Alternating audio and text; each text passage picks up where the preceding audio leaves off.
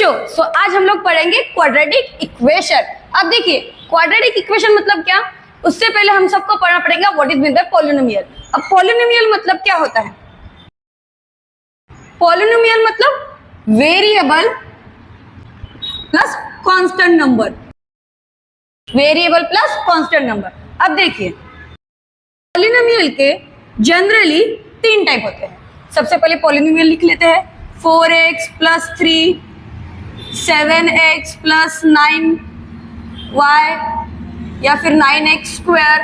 ये क्या हो गया हमारे ये पॉलिनोमियल। अब देखिए पॉलिनोमियल के जनरली थ्री टाइप्स होते हैं।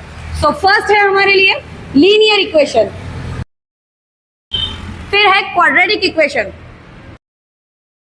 And the last cubic equation. अब देखिए लीनियर इक्वेशन, क्वाड्रेटिक इक्वेशन और क्यूबिक इक्वेशन में क्या डिफरेंस है। तो देखिए लीनियर इक्वेशन में कभी भी कांस्टेंट नंबर और वेरिएबल सिंगल रहता है। मतलब क्या, वेरिएबल की पावर वेरिएबल की पावर 1 रहती है, वेरिएबल की पावर 1 रहती है। क्या कहा फिर से, लीनियर इक्वेशन में वेरिएबल की पावर 1 रहती है।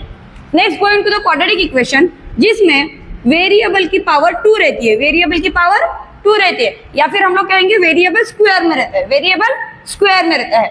और क्यूबिक में वेरिएबल का पावर 3 रहता है, वेरिएबल का पावर 3 रहता है, यानी कि वेरिएबल का पावर 3 मतलब वेरिएबल क्यूब में है।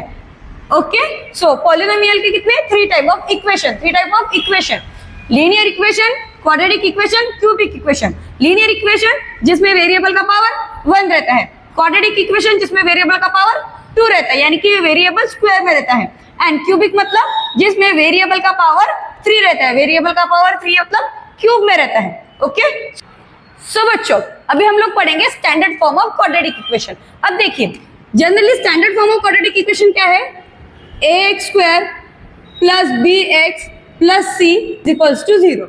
अब इसमें जो हमारा x का पावर 2 यानी कि x² और x ये हमारे लिए हो गए वेरिएबल, और a, b एंड c ये हो गया हमारे लिए कांस्टेंट नंबर। ये क्या हो गया हमारे लिए कांस्टेंट नंबर। अब देखिए अगर मैंने यहाँ पे ax² लिया, ओके, सो स्क्वायर ये क्या हो गया हमारे लिए पावर, a हम इसको कहते हैं कोएफिशिएंट, और x ये हो गया हमारे लिए वेरिएबल। ओके, अब देखिए पावर 2 a क्या हमारे लिए कोएफिशिएंट या फिर कांस्टेंट नंबर, और x ये क्या हो गया हमारे लिए वेरिएबल। और क्वाड्रेटिक इक्वेशन का स्टैंडर्ड फॉर्म क्या है, ax² + bx + c = 0। अब देखिए इसके लिए मैं अगर एग्जांपल लूंगी 4x² + 3x = 9। अब आपको कहा इसको क्या कीजिए, स्टैंडर्ड फॉर्म में लिखिए। स्टैंडर्ड फॉर्म में हमारा स्टैंडर्ड फॉर्म क्या है, ax² + bx + c = 0। अब देखिए हम ये इक्वेशन को स्टैंडर्ड फॉर्म में लिखेंगे। क्या है हमारा इक्वेशन, 4x² + 3x = 9।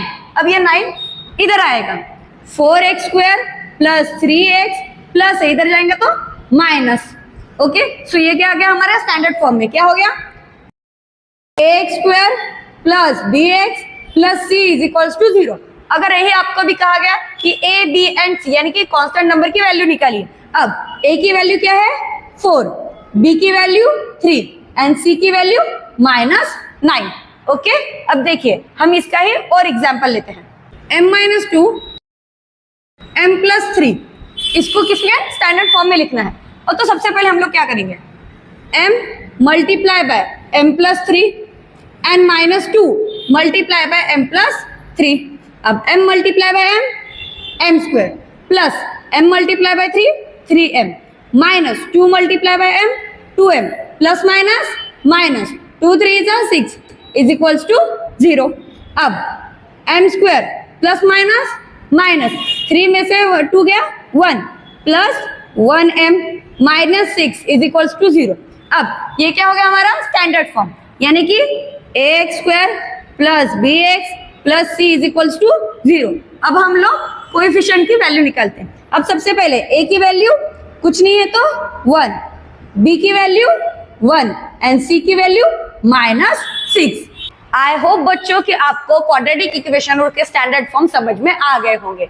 अब नेक्स्ट आपको अगर इसमें कोई भी प्रॉब्लम हो तो आप मुझे नीचे कमेंट सेक्शन में बताइए।